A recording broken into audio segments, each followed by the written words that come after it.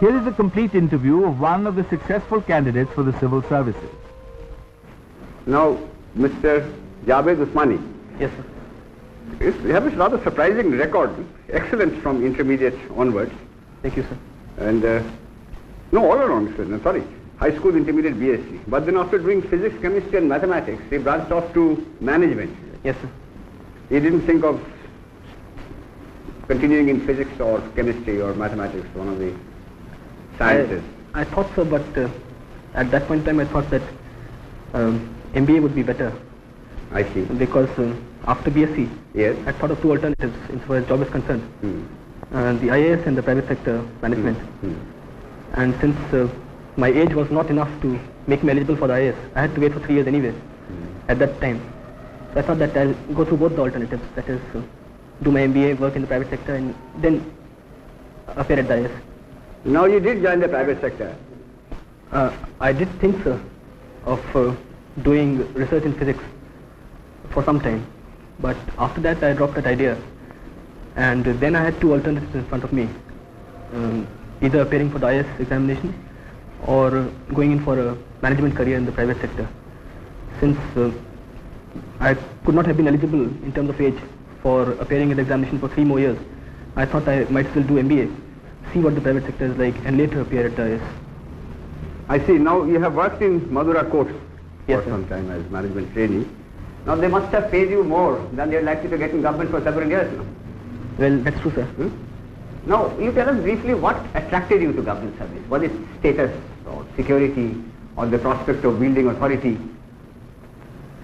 Well, sir, I preferred the job that I would be doing in the IAS, if I'm selected, to the job that I was doing in Madura courts for 2 reasons primarily. Number one, I personally feel that the IAS offers a lot of variety. That is, your job keeps on changing in a substantial manner from time to time.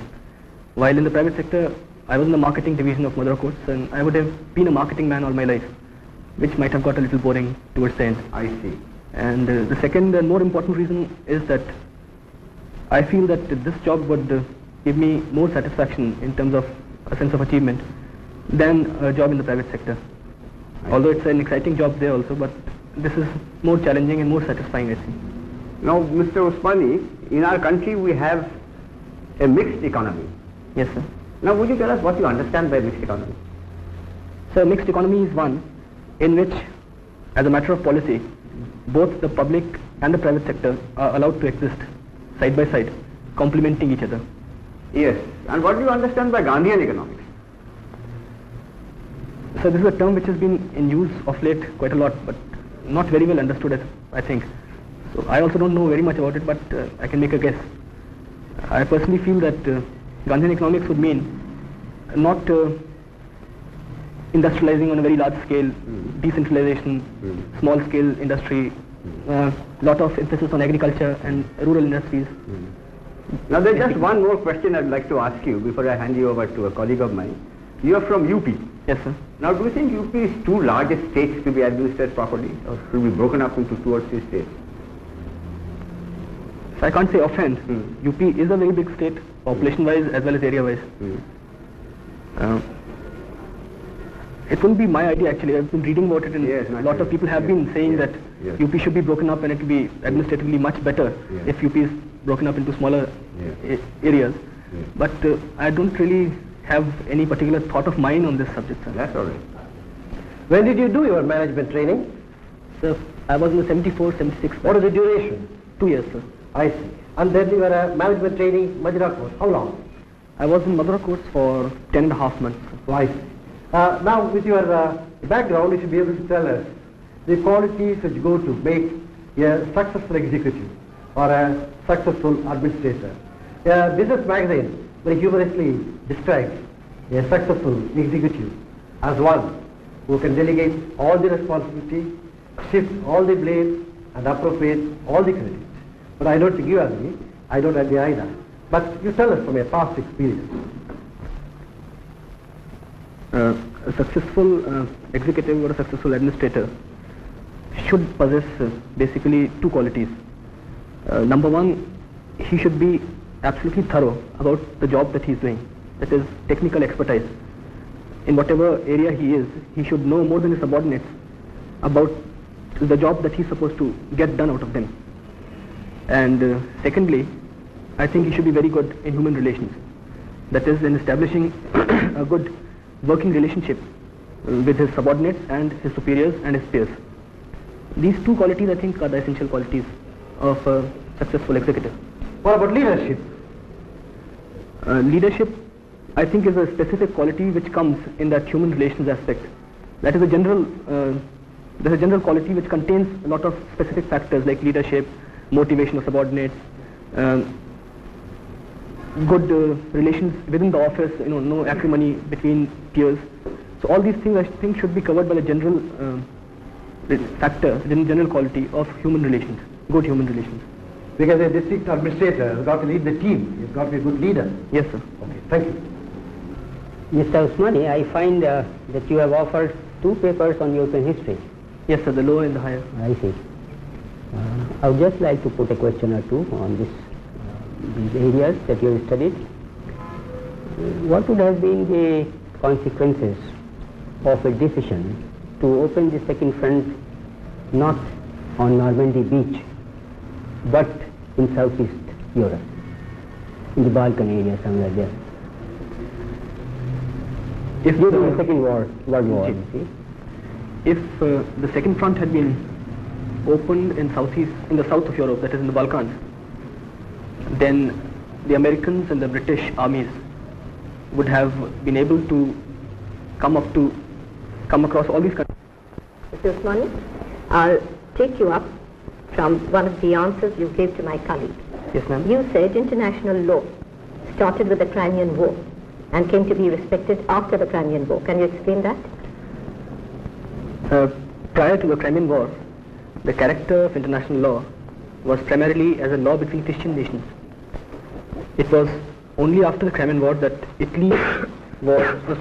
Turkey was included in the family of nations, and being a non-Christian country, the character of international law became really international after that. What would you say is the position of international law today?